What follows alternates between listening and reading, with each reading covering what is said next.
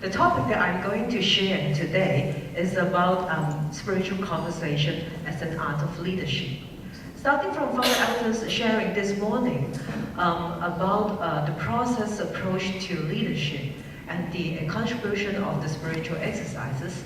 And then Dr. So talks about relationship, and then Father Fernando talks about dialogue. So I think by now, all of us, or most of us, will agree that conversation has a very important and crucial role in leadership. And the Ignatian has a very special thing to contribute to this conversation. It is called spiritual conversation. Thank you, Pauline. Just in time, that my memory can only support this introduction. And my proposal is that spiritual conversation is not only used as a skill or as a tool. I agree with Dr. So, if I only use it as a kind of tactic or as a kind of skill, it is demotivated rather than motivating, to quote Dr. So's words, or I would say it is very empty. So, what makes spiritual conversation works? So if you are from the Ignatian family, probably you start realizing that this term or this thing called spiritual conversation suddenly becomes a very hit topic or very important sometime around 2016, when the Jesuits, they have their 36th General Congregation. So it is called the GC36, one more Jesuit jargon for you. So in the GC36, they recognize the importance to leave room for encounter and sharing in the Jesuits' community life. It was written in the paper, this disposition helps the community to become a space of truth, joy, creativity, pardon, and of seeking the will of God. Thus, community can become a place of discernment. And then later on, in the same paragraph, it says that an essential tool that can animate apostolic communal discernment is spiritual conversation. But in fact, spiritual conversation can be traced back to St. Ignatius. Remember, St. Ignatius, he engaged in conversations with many people, with women, with those in the hospital, those who cannot run away. So he went there and had conversations with people, with merchants, with different persons. And of course, with the first Jesuits, when they have their communal discernment. Therefore, we can see that in the Ignatian tradition, spiritual conversation has a very crucial role. But before we move on to questions about how to run spiritual conversation, let us first take a look at what is spiritual conversation. And why is it so crucial? And in what way is it different from other conversation? And some of the major, I would say, disposition before we can talk about the how. So what is spiritual conversation? Is it only for spiritual people only? Like since the spiritual director comes out and talk about spiritual conversation, is it only about spiritual things? Is it only applicable to retreat house when people share their prayers and their spiritual life to a spiritual director? Or if I put it the other way, do you think all the conversation in spiritual places are spiritual conversation? Of course, I think you can tell the answer to both questions are no. Honestly speaking, most spiritual places don't often have spiritual conversations, right? I think you know better than me. So the answer is that spiritual conversation is not necessarily about spiritual things. So what is spiritual conversation? I like this definition very much. I first heard about it from Father Monty Williams when he came to Hong Kong, I think 2 years ago or 3 years ago. So it's very simple. Spiritual conversation is simply life-giving conversations. So can you recall, I think we all have had these experiences. Can you recall a personal experience when you felt life-giving after having a conversation? When you really want to have another round of that conversation? When you felt being uplifted or deeply touched? Or you have something to relish for even days or weeks after the conversation? Can you recall one of those experiences? And what are the core elements of that conversation that you find so life-giving to you? Ponder on it. Or if you like, you can do it the other way, the opposite way. Recall a moment when you felt life-draining after a conversation. When you felt you just want to run away. I think we all have those experiences as well. So what we're missing in those conversations that makes it life-draining?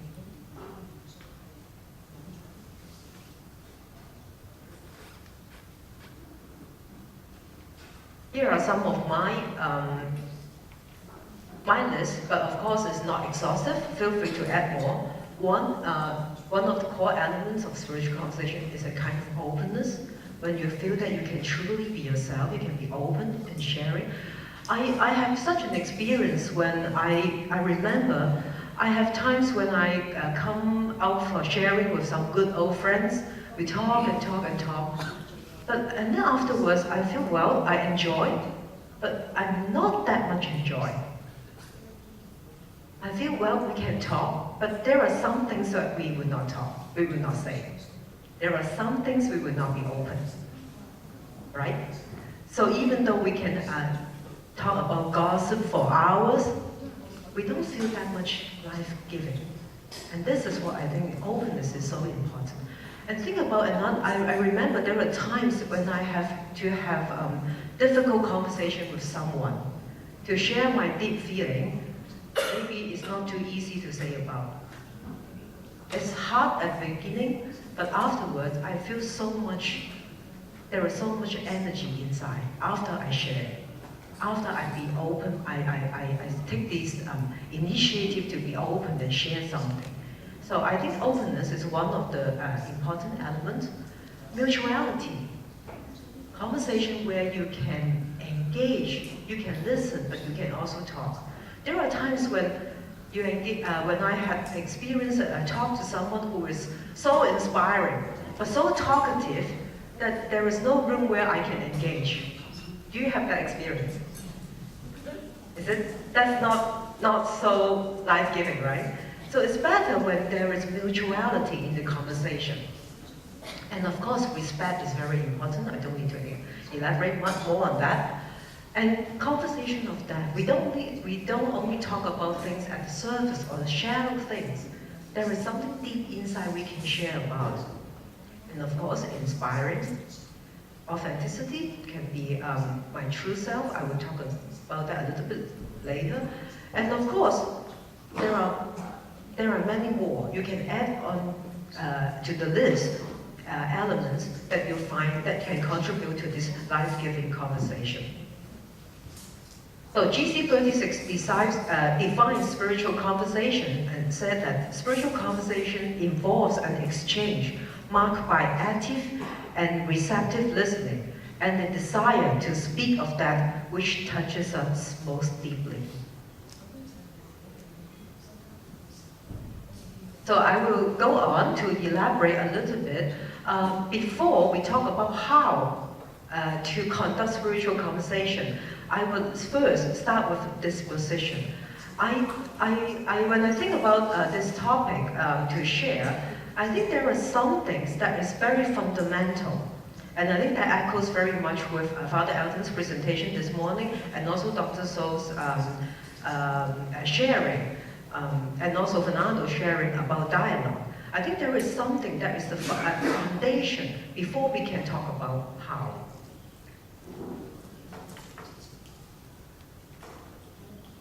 The first foundation that I think is very important, to me is very important, is God-centeredness.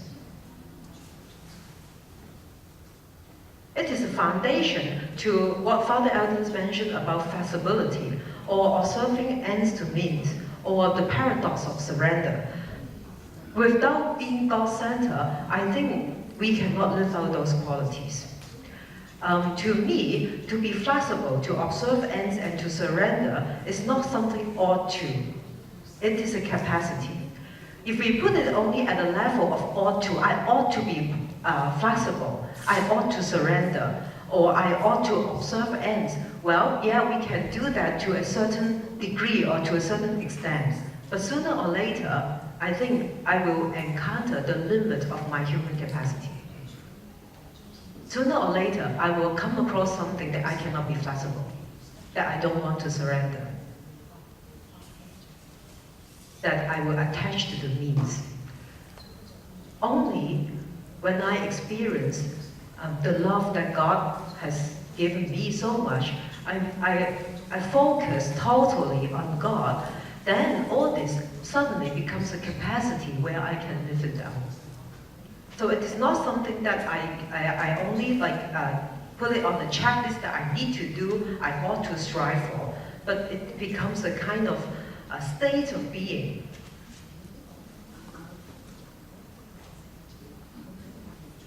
So God-centeredness is also talking about a horizon of being aware of the existence and also the sovereignty of the beloved. Of course, for us, this is God.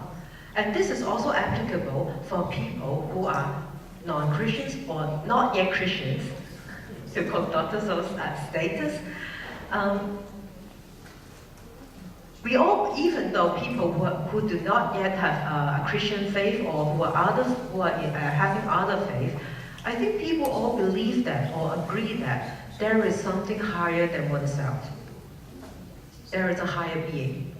I have experimented this many times when in my previous job, I need to conduct training to many different people.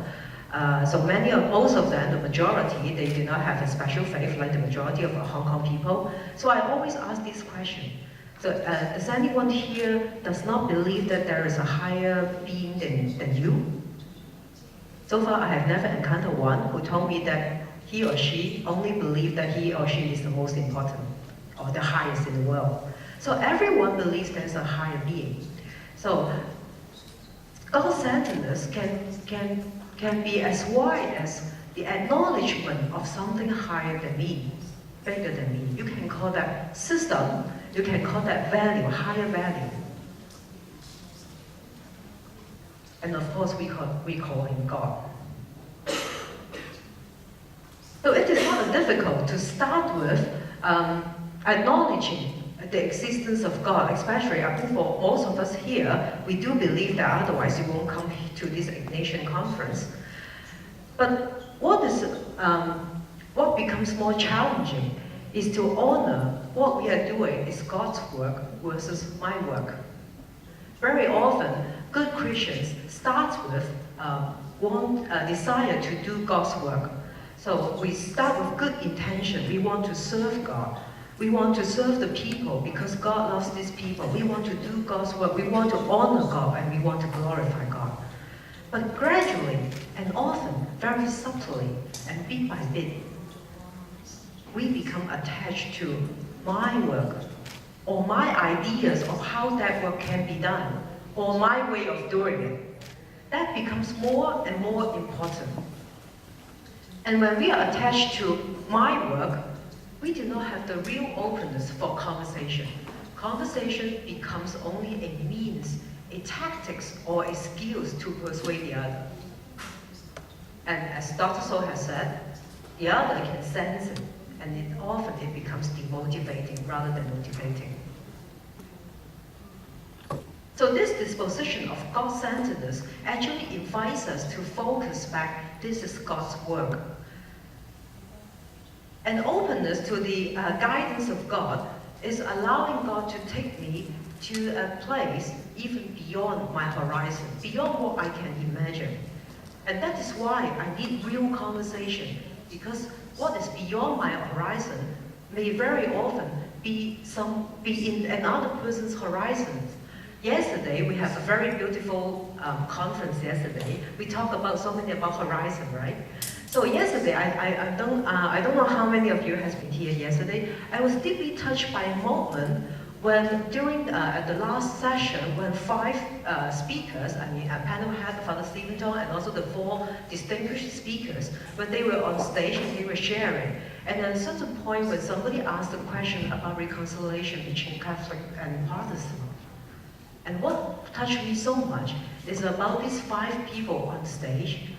They have this common desire, but then there is no absolute answer because God is such a mystery. And these people, they are open to the mystery of God. And as I was contemplating, I was at the backstage, I was a working staff yesterday, so I contemplate on this picture and this suddenly touched me so much. It's so beautiful. It's much more beautiful than all beauty words can express. Yeah. So this is the way about God-centeredness. God is a mystery, there is something beyond my horizon. And of course, not everything that the other person says is God's will, and you need to discern. But without real conversation, I believe there cannot be a real discernment. So, following from the disposition of God-centeredness comes a second disposition, as relationship. So from now, I think you agree that in Ignatian tradition, the relationship between the leader and the follower is not only a supervisor or superior and subordinate relationship, and not only a leader and follower relationship. What's more is friends in the Lord, companionship.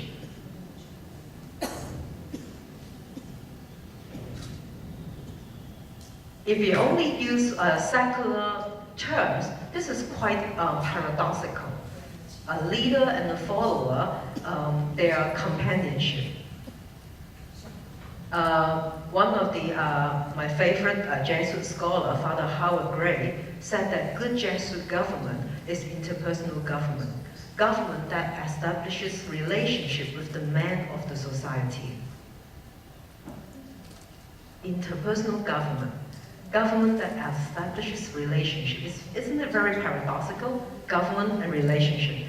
But if we follow the previous disposition of God-centeredness and it's God's work, so we can think that the people I work with, do you feel that they are sent by God on the same way? I think it's easier to think that the people you're working with are sent by God if they are very helpful to you, if they are good staff, right? If they are good assistant, you agree that they are gifted by God, right? But think about those that makes you headache. Those that you find challenging. Those who always voices a different opinion than you, publicly usually. Think about those people and see if you can feel that they are also gifts from God. So friendship is a gift. But gift is not something that is ready-made and given to you once and for all. Gift is also a process. The friendship is also a process that we need to build up. So it's a very, you can say it's a very paradoxical, or you can say it's a sort of a vicious cycle. If I have this disposition or intention to acknowledge friendship as a gift and use spiritual conversation is to build up friendship, spiritual conversation, on the other hand, can help us to continue to build up friendship. So I first start off acknowledging friendship and then engage in spiritual conversation. And then spiritual conversation can help me back to build further friendship.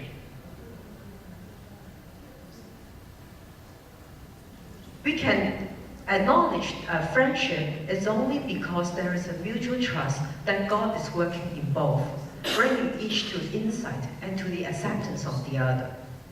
Here, it is very easy to fall into two extremes.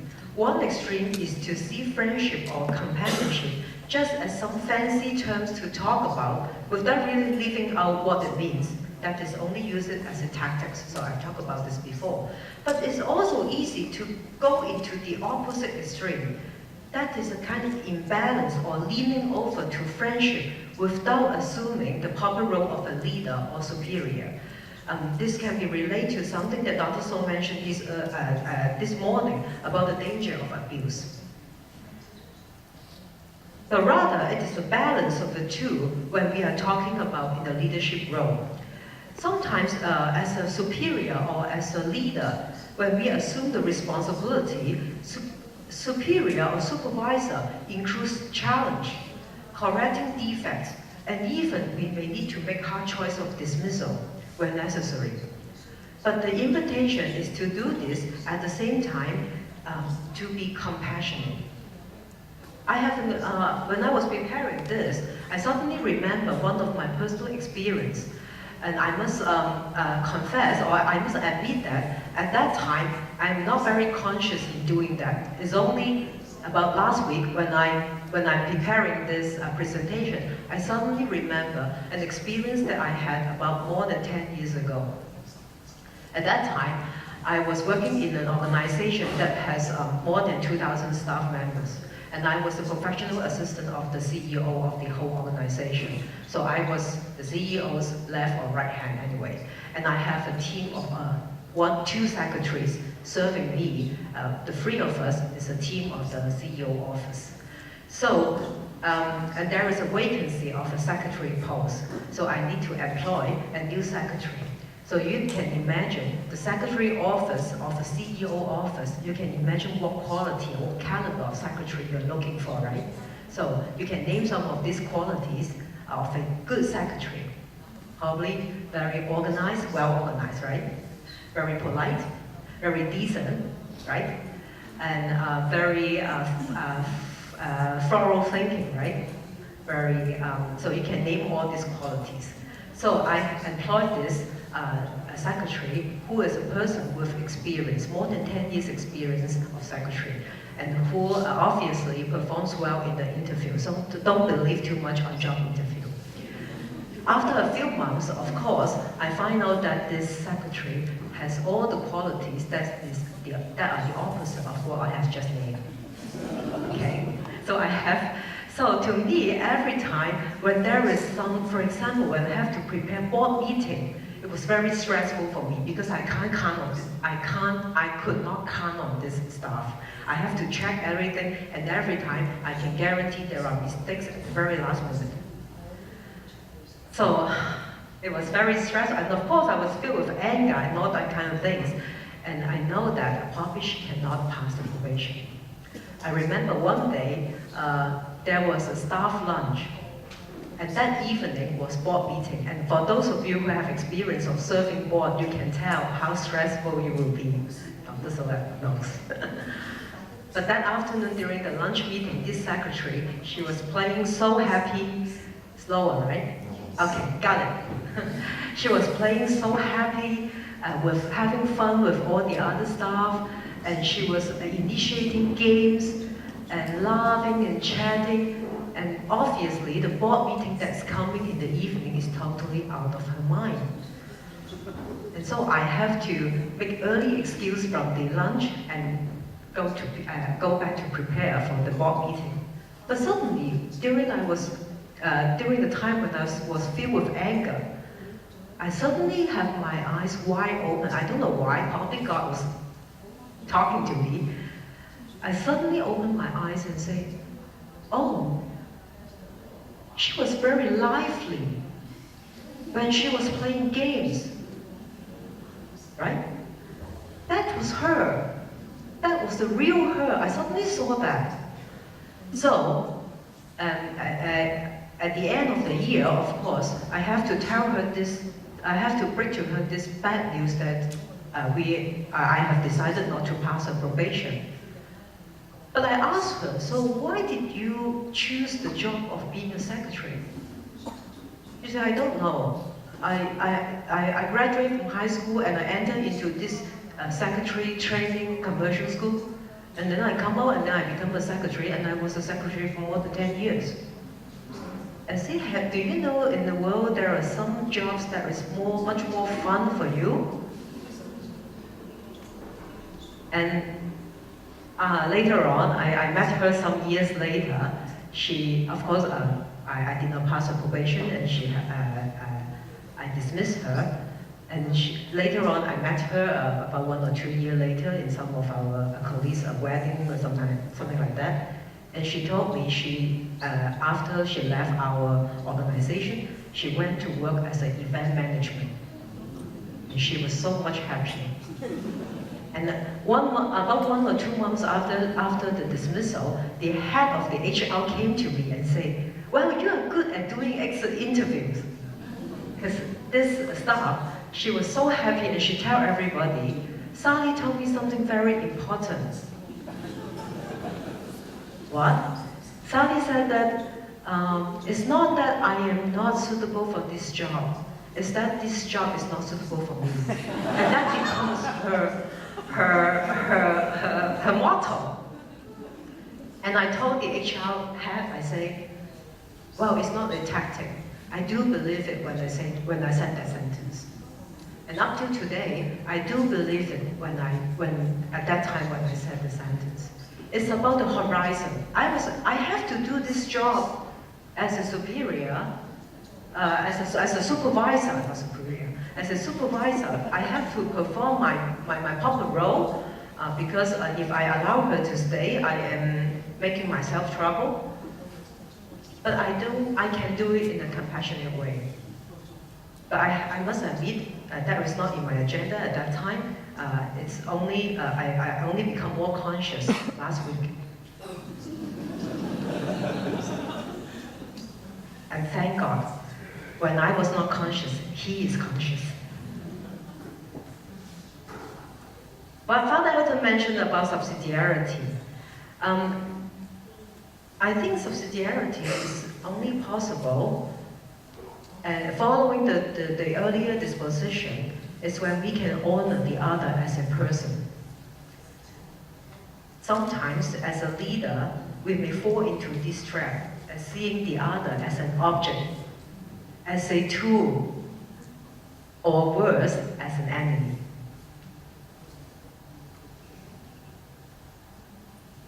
The other is a person. The other is a mystery. God will speak through each and any person. So the other has his or her own gift and grace. I know that this is very easy. If I just said it, it's easier said than done. Again, I think that this is a capacity rather than an ought to. It is this disposition that allows us to perform the role of a leader, to bring out the goodness inherent in the other person. So what we refer to here is about how we can find God in one another and in the people we serve. It is a trust that God is working within the people He has called to be our companionship. In the spiritual exercises, in paragraph 316, it describes about consolation. But what I like so much about this sentence is the interior movement when the person, when I or you is inflamed with the love of his Creator and Lord, inflamed with the love of God. And as a consequence, I can love no creature on the face of the earth for its own sake, but only in the Creator of them all.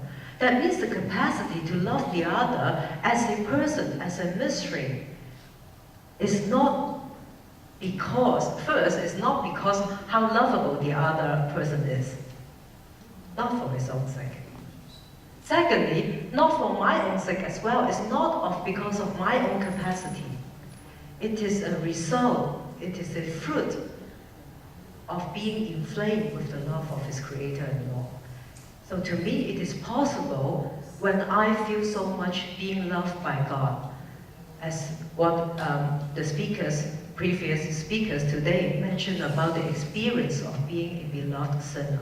If I myself experience so much fault and so much sinfulness in myself, and I'm still being loved by God, that gives me the capacities to see the other as a mystery, to honor the other as a mystery, as a person. So all this disposition allows a person to have the spiritual freedom. We need spiritual freedom to be authenticity and to be vulnerable. And to engage in spiritual conversation is vulnerable. Think about it. So when when can spiritual conversation be used? So spiritual conversation can be used to build up a community, to know the other as a person. Very often we don't really know each other as a person so much, right? I do have had experiences to facilitate spiritual conversation with different institutions. Like a group of middle management asked us to go and facilitate spiritual conversations for them, and very often they have this experience, they have this feedback. This is the first time I share with my colleague in such a personal way. Spiritual conversation can also be used to build up companionship in collaboration. For example, in Xavier House, during our briefing and debriefing, when we run our programs and our retreat, we usually start with a round of sharing of where I am before we talk about the logistics of the program, of how to do the program, what to do, what to take care of. It is not uncommon that as a team working together, we were quite unaware where our team members are. We take it for granted that each of us is fully functioning, right? But the reality is often quite different from this picture. As a person, as a human being, each of us may be subject to the influence from a variety of factors, such as physical health, family concerns, personal issues. So when we sit together, very often we find out that our team members, or even I myself, am not quite a fully functioning person today. So a sharing, a spiritual conversation at the beginning of the briefing actually helps us to air our need, to feel being heard and supported by the other team members. And we know where we are. And I know that I can be supported and held as a person, no matter how much functioning I am today. Finally, spiritual conversation can also be used during discernment in common. I'm not going to elaborate more about this today because, So, how to do spiritual conversation? I will focus more about spiritual conversation in groups because in one-on-one situation, it's less structure. It's more about the process, about being engaged in person. But in a group setting, there is a certain structure. So there is the check-in, there are time for prayer or reflection before, and then there are three rounds of conversation. That is the most ideal, but sometimes if there are not enough time, maybe 2 rounds. So the first round is to share about the fruit of of the prayer or personal reflection, and the second round is to share about what was affected interiorly when you heard in the first round. So we can see from this structure that spiritual conversation is not a time for discussion. It's not a time to give advice to others. It's not a time to help others. Or it is not a time to persuade others to take your opinion. It's more a time to share about your personal experience or your personal interior movement during your time of personal reflection and prayer. Prayer and personal reflection is very important before the actual spiritual conversation, the conversation time goes on. Because prayer or meditative reflection helps the members to be connected to oneself, especially in the midst of the busyness that each of us have every day. We are so busy that drives us out there, only in the outside world. We only talk about things happening out there. But during prayer and during personal reflection, it's a time that we can settle in and come back to right here, to where I am right now. And now I know that I need to slow down because I saw the translator wave her hand.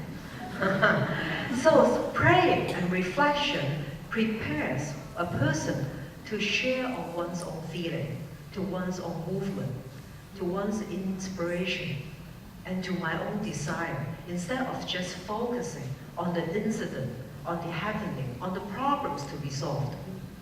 So reflection on praying contributes to bring the sharing to a personal and deeper level. But secondly, let me talk a little bit about how to share. It's interesting, sometimes we really discover that we don't know how to share. We don't know how to talk. Just like this. So first of all, intentional sharing requires consciousness.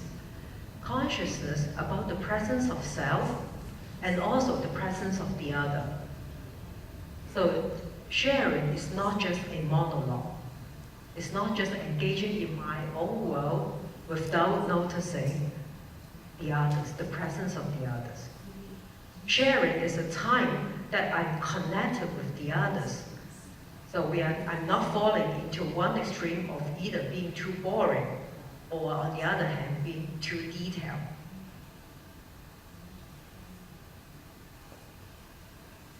Sharing also involves a balance between fact, thoughts, and feeling.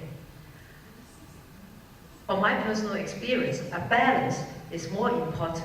Leaning on one extreme, either one, is not so satisfactory. Some people has a wrong impression that we spiritual directors only like feelings. Sorry, this is not the case. Imagine you talk to someone who is overwhelming, bombarding you with half an hour of feelings with no facts and no thoughts. How will you feel? Don't you feel like a hell? In a hell? Yeah, I feel like that.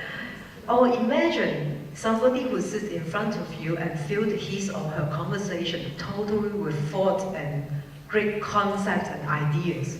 How will you feel?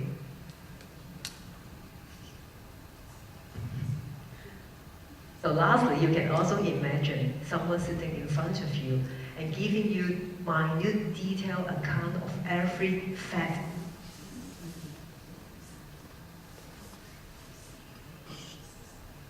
So that's why balance is important. Okay, so share from the depth, I don't think I need to elaborate any more about this. Authenticity and freedom. Freedom is important, I would say, especially in group spiritual conversation. There is freedom that each member can choose how much he or she desires to share. It is very important. And it is also important that he or she can decide whether can choose, have the freedom to choose when to speak earlier or later. It is important because freedom allows each person to feel the security, and it is the security that allows us to be authentic. It allows us that we can share from the depth.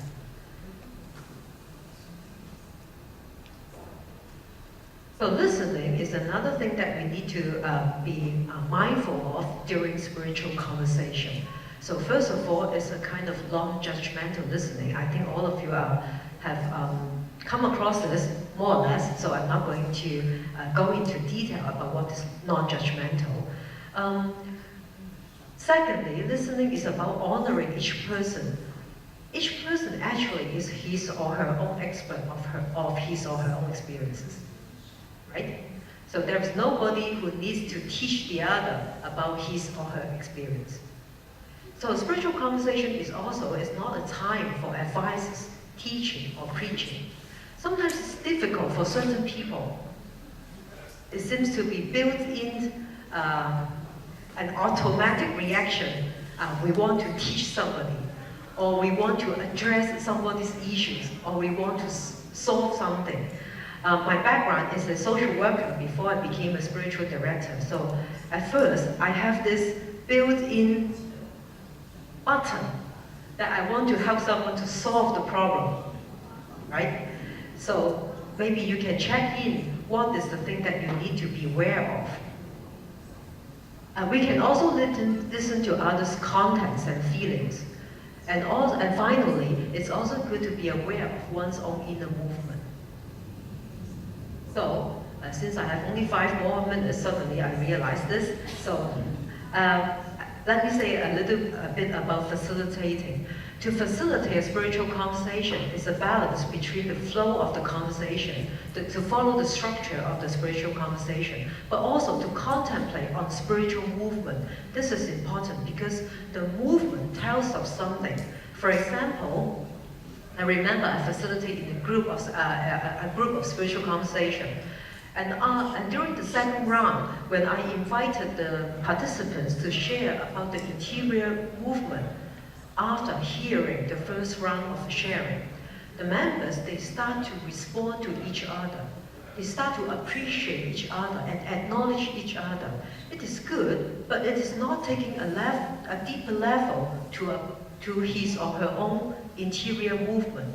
So I observed this movement, and instead of going just following blindly into the third round, I actually invite them to have one more second round personal sharing. And after this invitation, the whole dynamic of the sharing suddenly goes much deeper, not suddenly, gradually goes much deeper. Each of them, they start to share about personal movement. Where were they touched when they hear the others sharing? So as a facilitator, to contemplate on the movement is also important. So there are actually some points about dynamics and movement in our sharing, in our listening, in our praying and reflecting, and also in our contemplation. So we can share about our own personal movement when I reflect or pray on a certain topic. And then when I listen, I can be aware of my own inner movement as I listen to the others sharing. And after that, I can also take that back to further prayer and further reflecting, and allow that movement or that dynamic to reveal deeper and what is God revealing individually or as a group to me. And of course, we can also contemplate on consolations and desolations. Father Elton has already talked about them. So as a conclusion, I would like to emphasize that spiritual conversation is an art more than a tool. Do I have one more minute? I want to end my sharing with a personal experience. It's an experience not so much as a leader, but as a member of a team. It's a personal experience of engaging in spiritual conversation with my team members.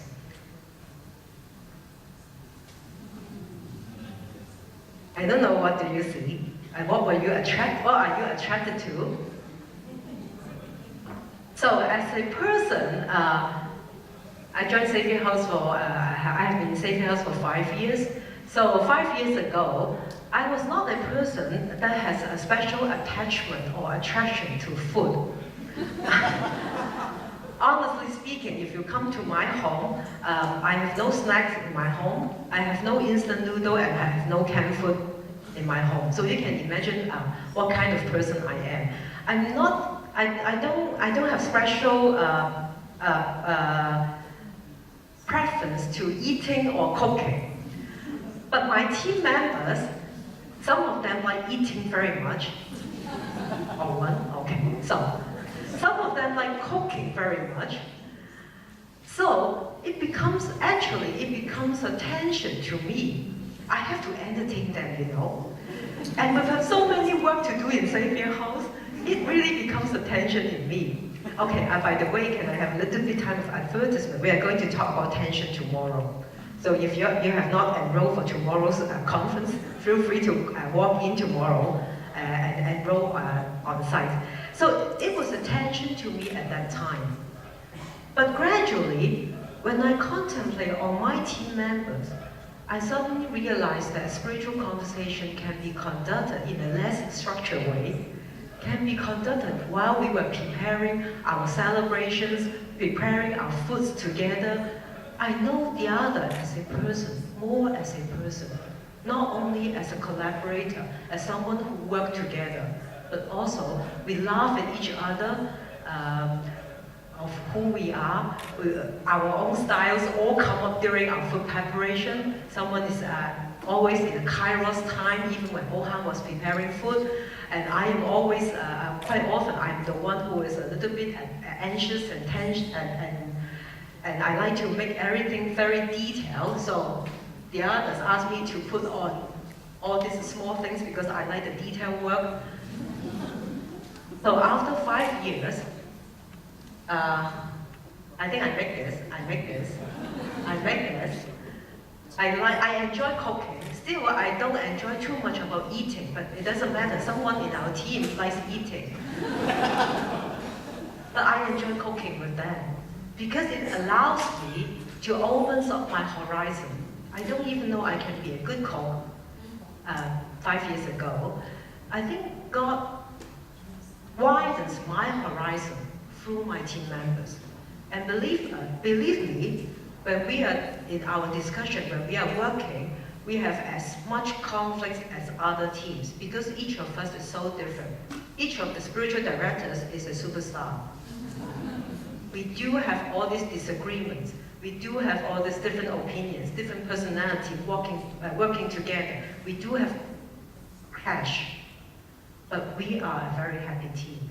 And I would like to quote the feedback from 2 international Jesuits, Father Monty Williams when he came to Hong Kong a couple of years ago, and Father Matthew Lin, some of you will be very inspired by him when he came 2 years ago, I think. So they came at different time, but they gave the Xavier House team the same feedback. You are one of the happiest team in the world. Thanks to Spiritual Conversation, and thank you very much.